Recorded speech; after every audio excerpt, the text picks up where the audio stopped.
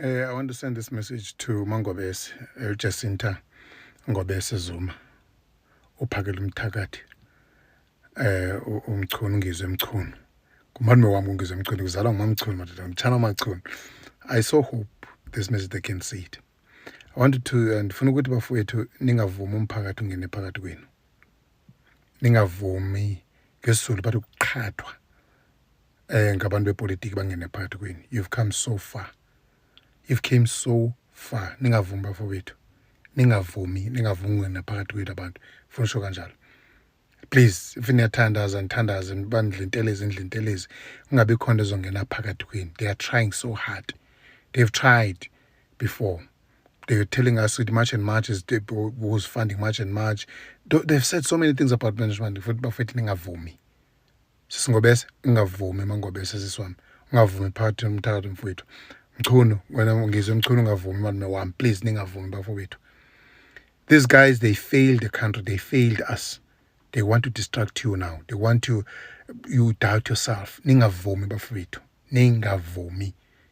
You've came so far.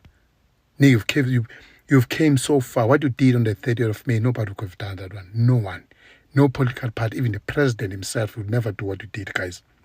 Ningavumi. You are doing well for your country. We've got all the support you need from us. I'm recording this moment. This is the video. I'm not even in South Africa, from diaspora. I like what you're doing, guys. We like what you're doing, guys. Please. You show the leadership qualities. The leaders that we have today, they choose themselves over the country.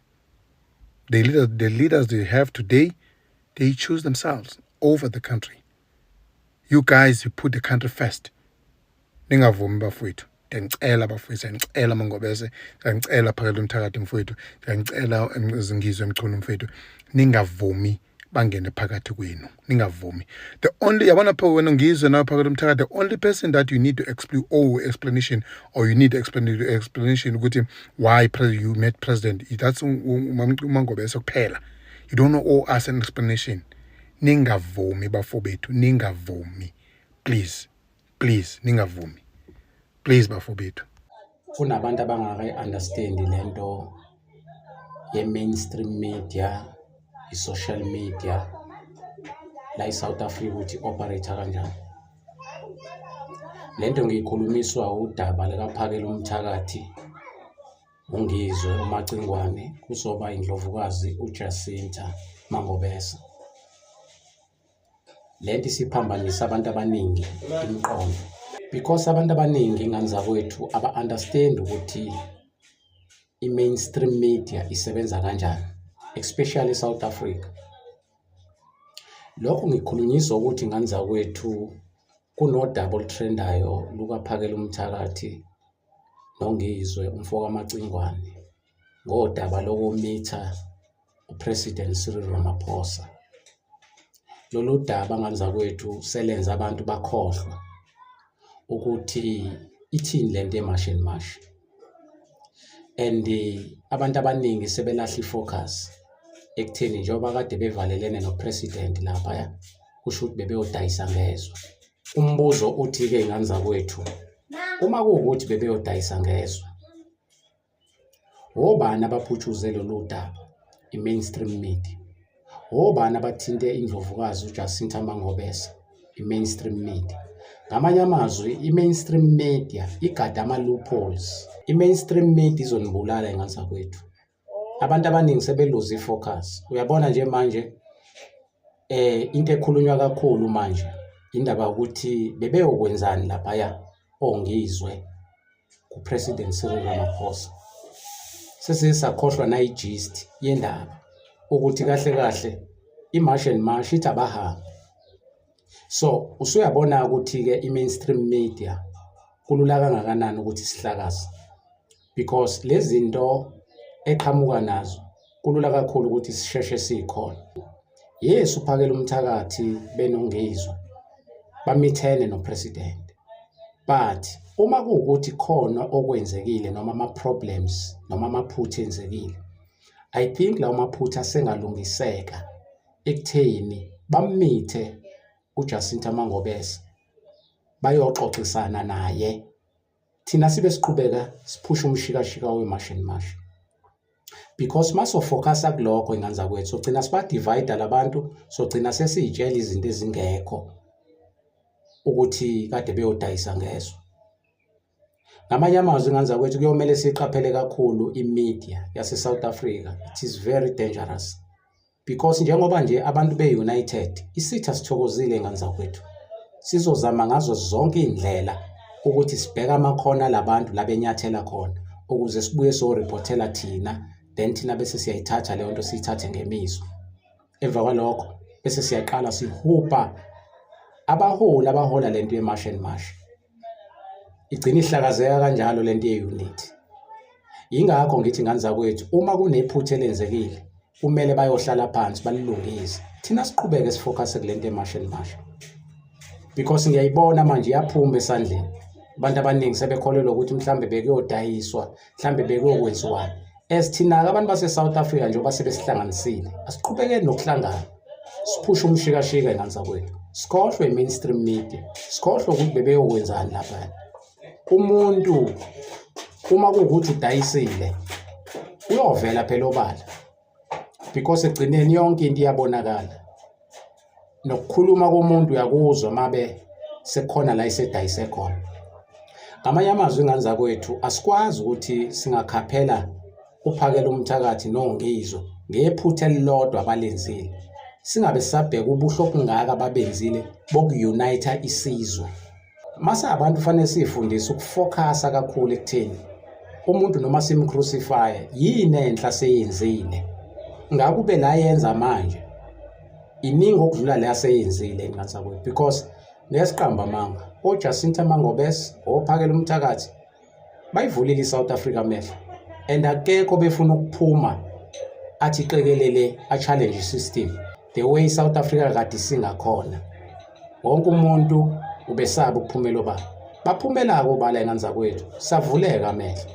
So kufanele sigadeke mainstream media mayifuna ukusiqhatha ingane zakwethu ekutheni sibe enhlakanhlaka siphindele back to square one because iSouth Africa la ikhona nje ilento yokungahlangani.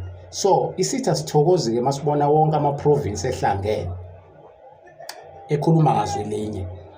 Ingakho sithi ingane zakwethu akekho umuntu ongenalo iphutha, akekho futhi umuntu phansi komthunzi welanga omsulwa.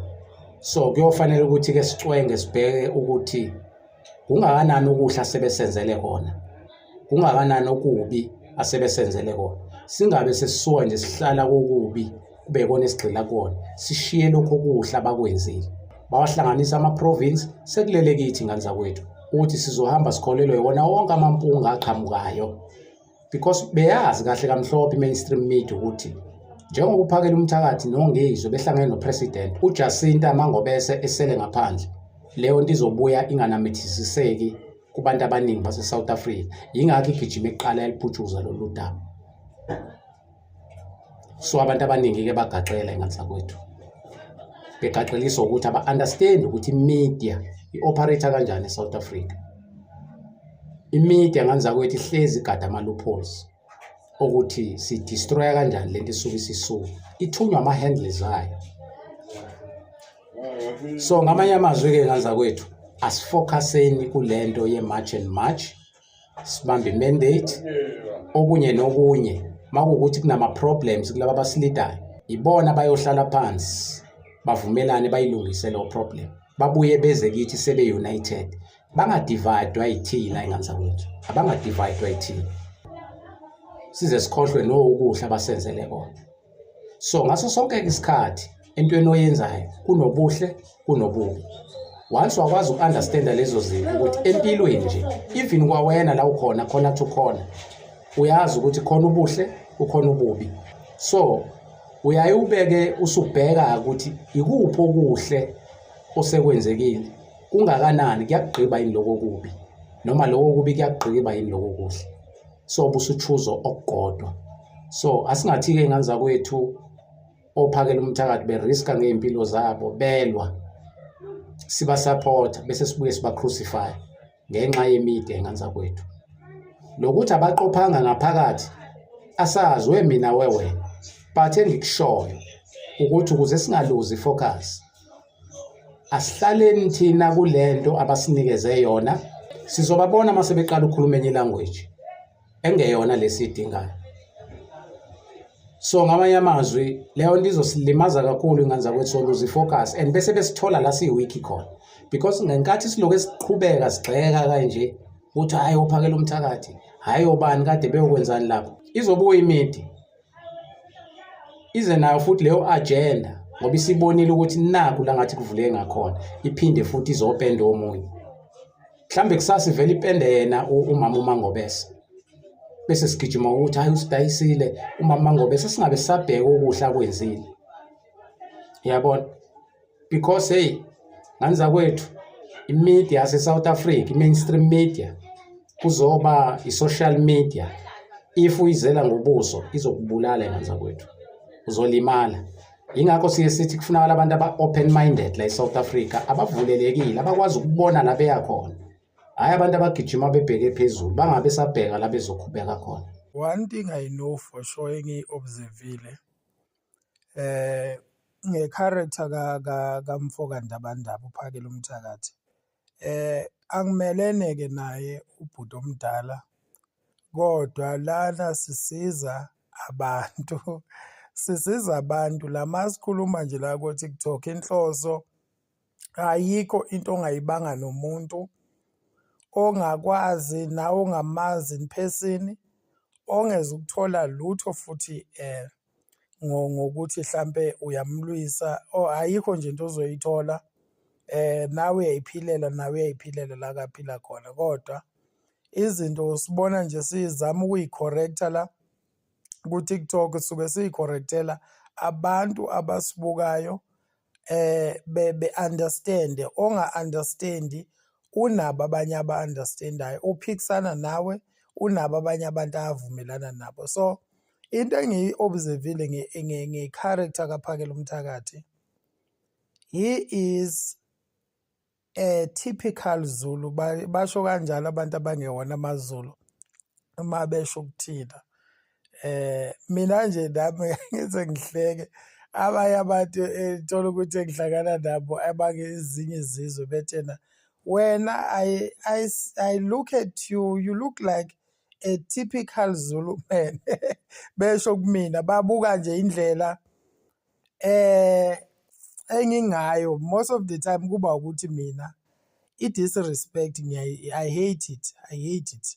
Natural sengayibona kusukela emncaneni bami, sengikhulile manje, kusukela emncaneni bami I hate disrespect in such a way that I don't know, angiyayizonda nje. Ngibhilivela ukuthi umuntu uyamhlonipha umuntu, ngisho ngathiwa umdala kunaye, ngisho ngathiwa ngesimo somnotho ungaphezulu kwakhe, noma ngesimo sokufunda ungaphezulu kwakhe, kodwa umuntu uyahlonishwa umuntu.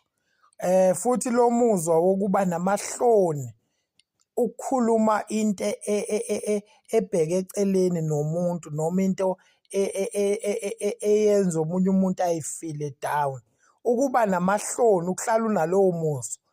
Ngicabanga ukuthi lowo muzwa ungawubulali, hlala unawo imihla yakho yonke yokuphila kwakho, lowo muzwa lo wokuthi nje ube nehloni ukuthi uyikhuluma kanjani into eyenza omunye umuntu afile bad, eyenza omunye umuntu azizwe elula, ezizwe ehlambalazekile, ezizwe elulazekile. Uyikhuluma kanjani leyo nto komunye umuntu?